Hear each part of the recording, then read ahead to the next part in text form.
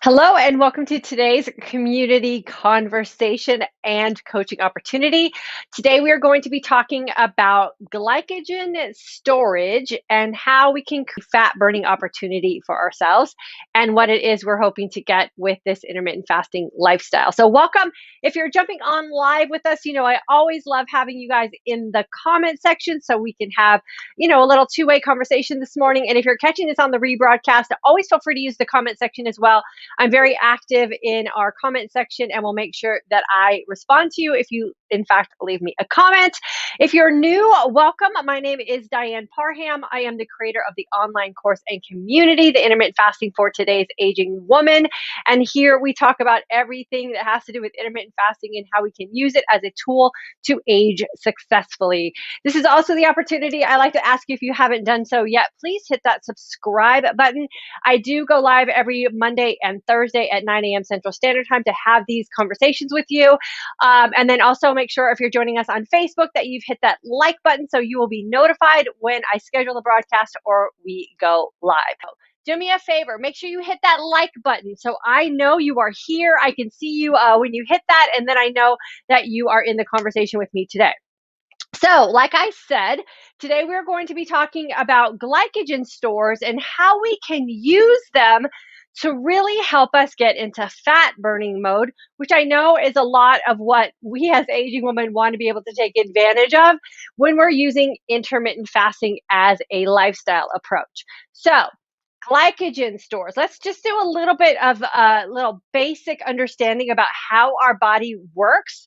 And I like to do this from a imaginary kind of standpoint. Like, I want you to actually think about how your body is working chemically and hormonally, and how you can really create an opportunity to create a change that you're hoping for if you just like visualize what's going through your body. We know that there's all kinds of scientific data. You can Google all of that for backup if you need to. But I really like to coach from the visualization standpoint, because I believe if you can make that mind to muscle connection, that you have that advantage to really manipulate what's going on in your body, because your brain will understand what it is you're trying to do. So, glycogen store. So, glycogen is stored in our liver and our muscle. So glycogen is basically just the byproduct of glucose when it goes into storage.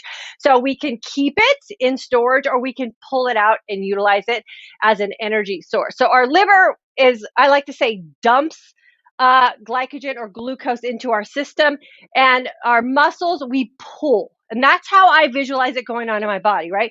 Like, my liver knows what to do, but when it gets too impacted with storage, it just dumps it out. If you're a woman who's suffering from like what's called the dawn phenomenon or the dawn effect, where you have high morning blood glucose, it's usually because your liver is dumping its storage into your system. For a lot of women who suffer from like early morning, like insomnia, where you just find yourself wide awake around 3 or 4 o'clock in the morning, that's usually when your system is dumping sugar storage. And so you're woken up by that. So just know that if you're suffering from that, it could just be that you have a little bit of backup, and your body's doing what it's been designed to do, and that's take care of itself. So you're getting a dump. And then I like to think of glycogen being pulled from my muscles, right? So I'm going to create an opportunity for my muscles to say, I'm here to support you, and I'm going to pull it out of storage. And then we also know that insulin and leptin are the two hormones that, for us, especially as aging women, are the storage hormones. So these are the hormones that, when they're out of balance, so if we're insulin resistant or leptin resistant, our body's more inclined to store sugar, right? And sugar turns into fat. So we got that fat storage as opposed to utilize it efficiently. So what we want to do is train our body to be in balance leptin wise and insulin wise, so that we're more efficient at the utilization, and we're not as efficient at as the storage, right? And we know, we've talked a lot of it here about when our estrogen levels start to take a dump, our insulin becomes very out of balance, and that's when we really get good at the storage, and we want to reverse that so we can utilize. So how do we do that? I love to teach what I call the trifecta approach, right? So we're going to utilize three like modalities to reverse what it is that we're not happy with. That's the storage aspect of what's going on in our body. And we want to create a utilization aspect so we can, in fact, become efficient at fat burning. A lot of us are really efficient at sugar storing, right? Or glycogen storage. And we want to reverse that and become fat utilizers. Okay. So we know that fasting creates the balance. So if you're in a fasted state, and you're not creating a new insulin response in your body, then over time, that will start to balance out. So, fasting is one approach to really becoming efficient at fat utilization. The other is feasting, right? And I like to teach feasting as I feast so that I fast well. So, we want to feast to support the balance that we're creating in our fasting window. So we don't want to make sure we're supporting our next fast. And then fitness is the third modality, right, of the trifecta, where we produce the actual fat utilization through pulling of the glycogen stores from our muscle and then working out long enough that we utilize what's readily available and can start to tap in to that fat storage as an energy source. Okay, so the trifecta. We want to fast long enough consistently over time. So what does that mean for you as the individual? This is where I really like to teach jumping into the fasting long, feasting well aspect of this lifestyle first and really establishing where your personal comfort zone is with fasting long enough. I like to teach the 20-hour fast, especially for women who are just getting into intermittent fasting and you're just using the fasting long, feasting well, because it gives you the best opportunity to settle into a nice, long, clean, balancing fasted state without asking too much of your body in supporting your fitness routine, right? So fast long enough so that you can start to feel the effects of no longer being in that addictive sugar burner kind of state. Hypoglycemia is a very familiar feeling when you're in a sugar burning state. And you want to transition into that, what we call the energized sense of calm, where you can go long hours without a new food experience and have a very stabilized, like emotional state and a really heightened sense of internal energy. So you have to figure out what long enough is. What I recommend is the 20-hour clean fast.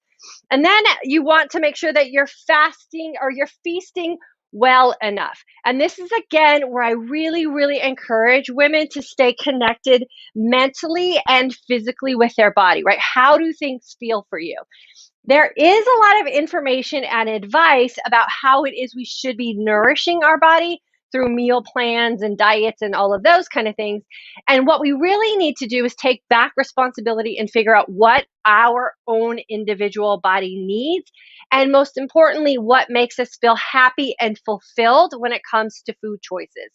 If you become so strict, if you become so um, like perfect about what it is you're trying to do in your feasting window, I promise you it won't last very long. And then we kind of throw it out the window and we go back to old habits. So take the time to understand how your body responds to the nutritional choices that serve you and make you happy. And then I always ask that we go to that next step and make sure that you ask yourself, is what you're doing in your nutritional window really going to help you get to what it is you say you want for yourself? So we have to be intelligent enough about our own body to make sure the choices that we're making are going to serve what it is that we say that we really want. And remember, we're feasting to support this next long fast. Okay, so we get all that down, then we can start adding in the training smart enough, right? And this is where a lot of really good information is now available as to what it takes to get our body into a fat burning mode. So we know if we're depleting glycogen stores through nice, long, clean fast because we're not creating new insulin responses. So we're forcing our body to go into storage to support what it is we need to get through the day. If we know we're feasting well enough to have a really beneficial next fasting opportunity, then we start implementing the training smart enough, right? What I love to do and what I recommend doing is zone 2 style training. Let me explain to you what that means. So it is endurance type of training, longer bouts of exercise, but at a lower intensity. This gives your opportunity, like we said in one of the first slides, for your muscles to pull out of storage because you're asking them to work. So they're going to say, okay, I'm going to pull some of these glycogen stores out of your muscles. I'm going to put this glucose into your bloodstream so you can utilize that as an energy source to get you through your exercise. And then we're going to work out long enough so we give our body the opportunity to utilize that glycogen and then start tapping into those fat stores for our energy. So zone 2 training is the best way to incorporate fitness with fasting long and feasting well. The other cool thing about zone 2 training is it doesn't take a whole lot to get yourself into a zone 2, right?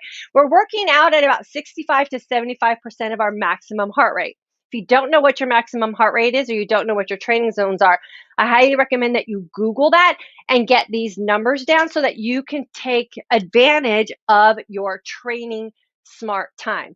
So for a lot of us, that's just a really nice, vigorous walk around our neighborhood. I highly recommend trying to find some nice hills that you can walk up and just spending time in a state where you're asking your body to get energy and pull it forward to use. And then I also recommend adding in some strength training as well. So for me, the way my workout week looks is I try to get 2 60-minute zone 2 trainings at around this heart rate. And then the rest of the time, I just fill in the gaps, 30-minute workouts, 75-minute workouts, 45-minute workouts, whatever it is that I have available in my time. But I make sure I for sure, without a doubt, get these 2 workouts in. And then I always support my cardio or endurance workout with a 10, 15, 20-minute strength training to support my lifestyle, right? So many of us, again, this is because of the information that is out there, are told to believe that if we fast and we don't manage our macros and we're doing cardio, that our body is going to basically just fall apart and all of our muscles are going to go away. And I'm here to tell you that that is absolutely not true, that you can fast long and you can feast well without managing macros and incorporate fitness in your routine, and your body will not eat its own muscle away. Being in a fasted state is an opportunity for your body's human growth hormone to be produced at exponentially higher rates than it would be if you weren't in a fasted state.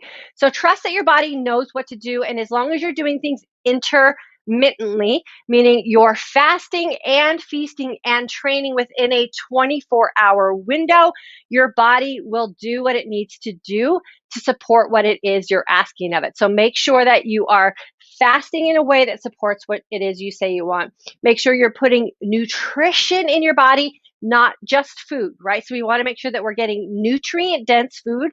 And then we want to make sure that we are monitoring what it is that we're doing in our training sessions, and that crushing every workout is just not necessary. Bring down the intensity, add in a little bit of the duration, and I promise you, your body will be a fat utilizing machine. This is what I call draining the tanks, right? I fast long enough to pull out of storage what my body needs and to balance out my insulin and my leptin hormones. I feast well enough to make sure that my fast for the next day is effective in what it is I'm fasting for. And then I train smart enough to support the lifestyle that I want to live, to make sure that I'm active, healthy, and happy as an aging woman, right? I don't need to crush every workout in order to train smart. I need to listen to my body and then understand how it is I want to physically show up for myself. This is exactly what I do to get my body into fat burning mode. So, intermittent fasting, a keto-like approach to my nutrition, and then moving my body. So, what is a keto-like approach? So, a keto-like approach, again, goes back to what it is you want to support in your fasted state. Like, how long into your fast do you want your body to take chemically and hormonally to get through your last meal and actually tap into what you have in storage? So, I like to eat higher naturally occurring fats, not keto, but higher naturally occurring fats. I like to keep my protein moderate to low, and then I make very conscious carbohydrate choices. So my carbohydrates are going to support what it is I want to do in my fitness the next morning, but I want to make sure that they're smart carbohydrates, right? So if you follow me on Instagram, you know I'm a total potato fan. We eat lots of sweet potatoes. We even eat white potatoes, rice, those kind of things. Lots of fresh vegetables. I personally eat minimum amounts of fruit just because my body chemistry doesn't break down and utilize those very well. It always goes into storage and it's the last thing that my body taps into to use. So this is where understanding your body and how your body responds to nutrition is so important because every body is different. So if you're a macro manager, make sure that the macros that you're managing are going to make sense for what it is you say you want to have happen with your body, okay? Because not everyone is a one size fits all. And then to keep the tanks drained, we want to create a fat utilization opportunity. So let me tell you where I am today with fat utilization, and I'll explain to you how my day yesterday went and how my day today is going so you can see how beautifully this process works. Okay, so I test for ketones. The only way you're going to really know if your body can, in fact, burn fat or utilize fat as an energy source is if your body is producing ketones, because ketones are the byproduct of fat utilization. It's kind of like, glucose being the byproduct of glycogen storage. Ketones are the same thing with fat utilization. If you can't produce ketones and your body's not efficient at utilizing fat, you're probably still a sugar burner. So it takes practice and consistency over time. So today, here's where I'm at today. I fasted for 20 hours and I have a dirty in here. So right now I'm at 20 hours and 15 minutes of a fasted state. So Sundays, I generally start my fast early so that I can take advantage of being in fat burning utilization most of my day on Monday. 18 hours, I was clean fasted when I personally decide to have a pre-workout to support my fitness routine. So 18 hours clean fasted, I'm at 20 hours fasted post workout. I did a 45-minute run today on my treadmill. It was more of an interval run. So today was not zone 2 training. So I did a lot of running and then did a lot of recovery, ran about, I think, a little bit under 4 miles. My blood glucose right before I did today's live conversation with you guys was 86. So 86 on my glucose is pretty standard for me post-workout because I pull, right, glycogen out of my muscles and it's in my bloodstream to support what it is I'm asking of it for my workout. So this is very normal for me. I also have 0.6 ketones, which means I am actually utilizing fat also as an energy source because I have the byproduct of that, which is ketones, and my GKI is 7.8. So I'm in a low range of ketosis right now. Remember, I do not follow a ketogenic diet. I really take advantage of the trifecta: fasting long enough, feasting well enough, and training smart enough without having to do anything in extremes, right? So this is a pretty standard intermittent fasting day. I will stay fasted probably for a couple more hours because I don't have anything taxing to do today. I have some studying to do to recert for my nutrition certification. So I'm just going to sit and enjoy the energized sense of calm and what I have going on with my fat utilization. And I'm assuming that this number will get lower. If you're not familiar with what a GKI is, it's the GKI is the glucose to ketone index. It's the ratio of these two numbers. So it's not just important to lower glucose and produce ketones. You want to see how these two numbers work together, right? And then you get some ranges. You can Google that and find information about that as well. And I'm also going to be throwing together a little mini course for everyone called GKI Training Week or Testing Week, where I'm going to show you how to do exactly what I do to drain my tanks, right? And when you're consistent over time with fasting long enough, feasting well enough, and training smart enough, you will never have to do things in extreme, because every 24 hours you'll present the opportunity to drain your tanks and cease the backup, which causes so many of us problems. And remember, you don't have to do anything in extremes. You don't have to do multiple days of water fasting. You don't have to follow a strict diet. And you also don't have to crush your body into the ground with fitness. You can do things very moderately as long as you're consistently doing them over time, so you keep that storage at bay and are constantly presenting an opportunity for your body for fat utilization.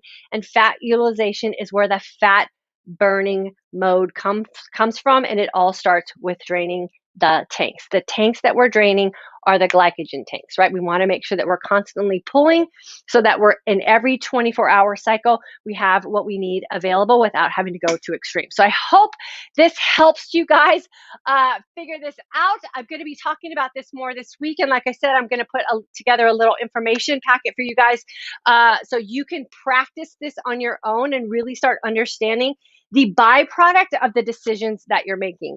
When we understand the byproduct of the decisions that we're making, we just make better decisions, okay? And so this is what I want us to start leaning toward. Okay, so let me see who's here. Jimmy, good morning. Looking forward to this. Awesome. Dee, good morning from Texas. Well, welcome, neighbor. Linda, good morning, class of 721. Sandra from the UK, girlfriend, welcome. And Linda's an alumni also. Rhonda's, you say you're not doing keto, but checking ketones and being in ketosis is indeed a keto diet. Your info is confusing to the learner. Okay, so no, here's what I want you to understand. A ketogenic diet, by definition, is when you're managing macros and your carbohydrate intake is less than 20 grams. Like, that's the ketogenic diet. I don't count macros.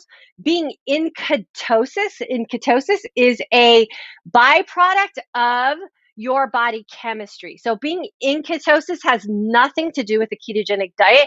The ketogenic diet is a way to produce ketones, but you don't have to follow the diet if you know how your body chemistry works. So I have no idea how many carbohydrates I take in. I have no idea how much protein I take in, and I have no idea how much fat I take in, and I don't limit anything. The fact that I can produce ketones means that I have a body that is not storing glycogen and that I can actually tap into fat burning. So don't let the diet aspect of things keep you from understanding how your body chemistry works, right? So you're either a sugar burner or you're a fat burner, and you can manipulate your body into producing ketones without following the ketogenic diet. So make sure you understand by definition what the ketogenic diet is. It has nothing to do with being able to put your body into a state of ketosis, because there's people who can get into ketosis with just fasting for multiple days. That has nothing to do with the ketogenic diet either. Jimmy, good morning. Alternate day fast, I weighed 547, now 380. During the fast, the lowest my blood sugar gets is 76 to 83. My question is, what number is considered too low? I think there are some warnings. Actually, let me see. I have my little thing right here, and it says, you can also Google what low blood glucose is. Let me see. I have a thing on here. It says when to break a fast or break this. It's if your blood sugar drops below 50. So you're good. As long as you're feeling good. The most important thing, Jimmy, is to check in with how you're feeling when you're doing anything with fasting and feasting. And as long as you're feeling good and you're feeling energized, then you're going to be okay. But 76 to 83 is not necessarily considered low at all. Sherry, graduate of 2018, happy to return. Good to have you with us, Sherry. And then Rhonda, thank you for clarifying. Yeah, for sure. So please make sure, Rhonda, that I would Google what the ketogenic diet parameters are, and then Google what a state of ketosis is. They're two different things, but one gets you to the other. Okay. Measuring ketones is a really fun way to figure out how food works for you, so you don't have to be super limiting.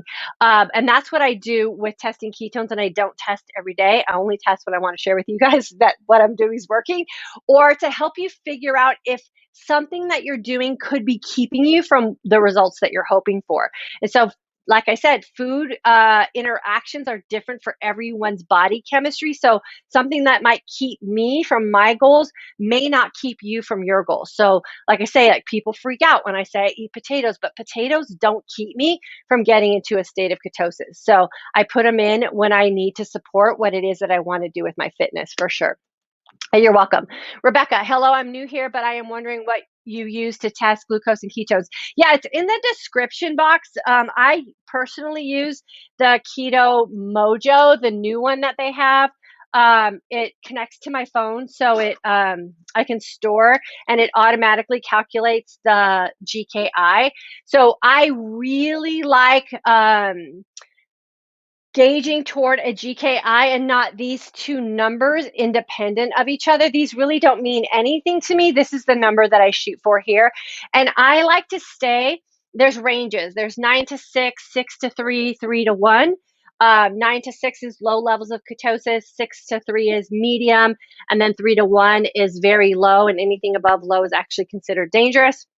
And so I like to stay between a 9 and a 3. A 9 and a 6, very casually, if I'm just going to like test randomly throughout the day or throughout the week, and I could get anywhere between a 9 to a 6 in my GKI, I'm doing things right. And I know that I can produce ketones, which means I'm going to create that utilization of fat energy. So you don't have to be super strict about it. You don't have to test every day. In the beginning, it's recommended that you test a couple times a day, especially that morning blood glucose reading, because you do want to see if you're dumping, if your liver's dumping that glycogen storage and putting glucose into your system. And then fasting over time really does just take care of that on its own. And you'll notice you'll start to wake up and you won't be doing that anymore because you'll be depleting that storage and the backup that you have through a fasted state. So it's really, really fun to do for sure. D, what would a fasting day look like if you're not following a keto diet? I'm doing 36-hour fast today. Blood glucose is 86, ketones is 0.1. How would I get into ketosis? Okay, so really quick, nutritional ketosis is when your ketones are 0.5 or above. So you have to just either stay in a fasted state long enough for your body to utilize all those glycogen stores so you can actually tap into fat burning. And sometimes even adding a little fat into your fast might boost a little bit of the ketone production as well. So that's where you have to play with things, D, for sure, and figure out what's going on with you. But it sounds like you're depleting the glucose because hopefully your glucose is coming down. And now all you have to do is just get your body into that mode of actually fat utilization. So the byproduct of ketones will raise that score as well. And then you'll get into that GKI level. So right now you're not in ketosis. You have to get those ketones up for sure. Okay, any other questions? So do not let the ketogenic diet itself block you from thinking that, if you don't follow that diet, you cannot get into ketosis. That is absolutely not true. Ketosis is a chemical and hormonal state your body is in when you're utilizing fat as your primary energy source because you're producing ketones, the byproduct of fat utilization, and your glucose has dropped low enough for that to happen. There are many ways to make this happen. If you're not insulin resistant or you don't have that glycogen backup problem, then you can get into ketosis pretty easily with just, fasting long enough, feasting well enough, and training smart enough. For those of us who are trying to reverse some of this backup and reverse a lot of these sugar-related type of conditions our body is in with insulin resistance or some of these diabetic states, it takes a little bit of time to get your body to that place where you're not pulling from sugar storage all the time, and then you'll be able to get into that state of being able to produce ketones. It took me a long time to get to the place where I could actually produce ketones and then make that switch over to being a really, really efficient fat utilizer. So like I said, I'm going to be putting together a little program. It's called GKI Training Week with a big old PDF and some videos to help support so you can learn how to do this without having to follow a diet. And it's basically just understanding how your body chemistry works. So it's consistency over time is the best gift that you can give your body. Don't get frustrated. Do make all your decisions from the concept of you understanding your body and try to stay away from a lot of the information that could be misleading to you and sending you down a path where you'll feel frustrated and throw in the towel. We don't want to throw in the towel. We want to take the time to understand our body and be able to make informed choices about what this lifestyle means so that you can reap the benefits. And when you're putting the three together, when you're fasting long enough, feasting well enough, and training smart enough, neither one of these has to be in extremes. I worked out for 45 minutes today, and I'm done for the day. I won't have to do any more working out today. I am, like I said, I don't have a very busy day today. So if I feel like staying in my fasted state post workout, I'll stay in my fasted state post workout. If I feel like I need to eat something, I'll eat something. I've already achieved what I need to achieve today, and that is draining my tanks, and I'm going to start the whole cycle again in my next 24-hour window. So super, super easy to do without having to go to extremes for sure.